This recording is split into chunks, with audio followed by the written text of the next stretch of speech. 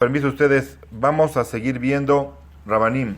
Habíamos empezado con Don Itzhak Abarbanel, que aquí lo trae básicamente como el primer Ajarón.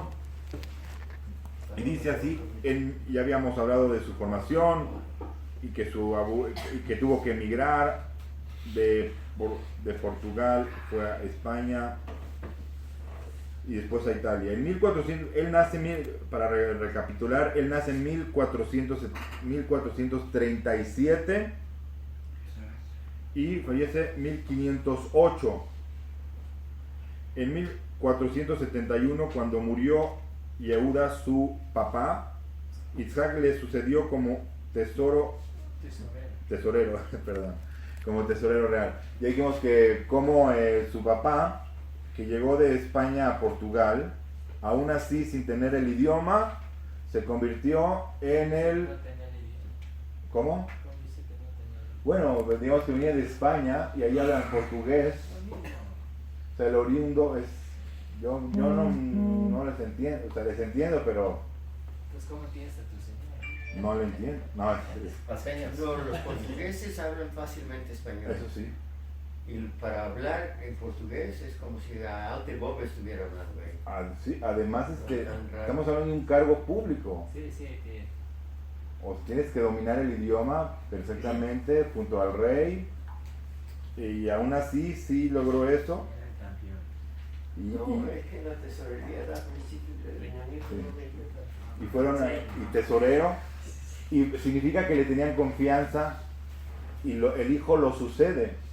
En 1471, cuando murió Yehuda, Itzhak le sucedió como cargo de tesorero en Portugal. Al mismo tiempo enseñaba regularmente Torah en la sinagoga principal de Lisboa y se convirtió en el líder efectivo de la comunidad judía portuguesa.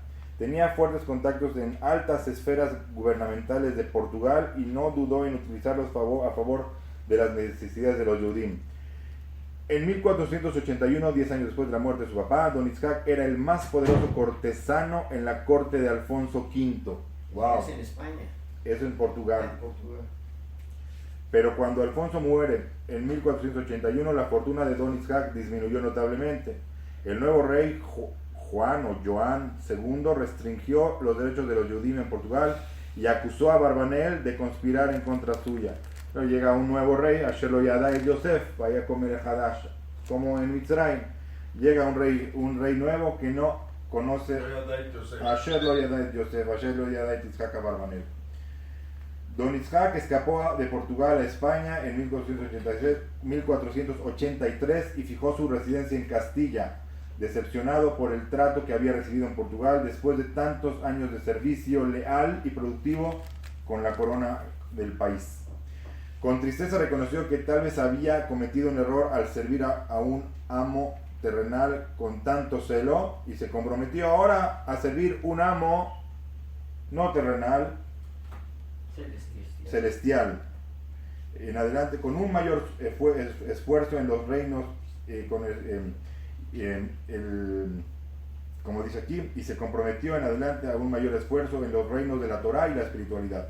Sin embargo, no se le permitiría seguir persiguiendo su vocación espiritual. En 1484, habiéndole precedido su fama como una extraordinaria figura financiera y diplomática, fue alistado por los reyes católicos para ayudar a financiar su guerra contra Granada. Dijeron, mira, este viene de Portugal y es muy bueno en finanzas. No, y lo volvieron a tomar los reyes católicos para la guerra en contra de Granada, el último enclave musulmán en la península ibérica.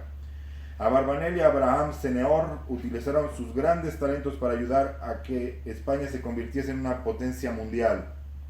Más allá del valor en todo sentido de los judíos, Torquemada, Fernando e Isabel estaban decididos a deshacerse de ellos, eliminando así la atracción de los conversos por volver a su fe y asimismo robustecer el rol de España como el país principal y más cristiano de Europa. El 30 de marzo de 1492 se firmó el fatídico edicto de la expulsión.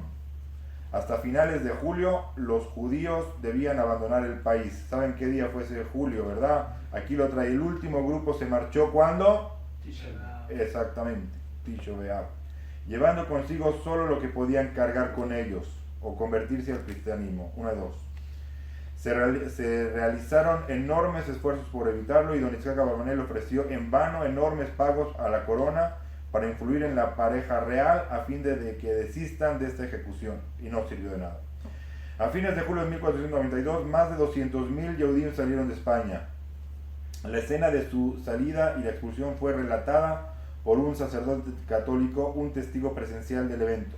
Así dijo: los judíos vendieron y se deshicieron de sus propiedades por centavos. Andaban pidiendo a los cristianos que les compren y no encontraban compradores. Hermosas casas y propiedades fueron vendidas por monedas. Una casa fue trocada por una mula, un viñedo permutado por un mantel blanco o una sábana. Los judíos ricos pagaban los gastos de la partida de los pobres, practicando la mayor caridad de uno hacia otro, para que, a excepción de unos pocos de los más pobres, no se convirtieran.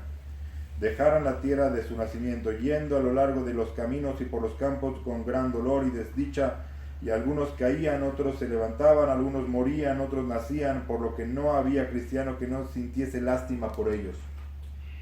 Siempre a través de donde quiera que pasasen, los judíos eran invitados a ser bautizados. Pocos, a causa de las dificultades, se convirtieron y permanecieron. Pocos. Pero eran una pequeña minoría. Los rabinos fortalecían su coraje e hicieron que las mujeres y los jóvenes tocaran instrumentos y panderetas para animar a la gente. Así se fueron de Castilla y llegaron a los puertos del mar. Ese es el relato de un católico, de un sacerdote católico, de cómo fueron expulsados los judíos de España. El éxodo de España fue liderado por don Itzhak Abarbanel. Él fue ahí. Abarbanel había logrado despachar una parte de su riqueza y la mayor parte de su gran biblioteca de los libros singulares y manuscritos de Torah. Se estableció en Nápoles. ¿En dónde? Italia. Donde tenía la intención de volver a dedicarse exclusivamente a los escritos y el estudio de la Torah. Sin embargo, también esta esperanza fue frustrada por el rey de Nápoles, quien lo puso a su servicio. Cada rey buscaba, no sé... ¿También los corrieron de Italia? No, pero cada rey... O sea, primero lo contrataban y después los corrían.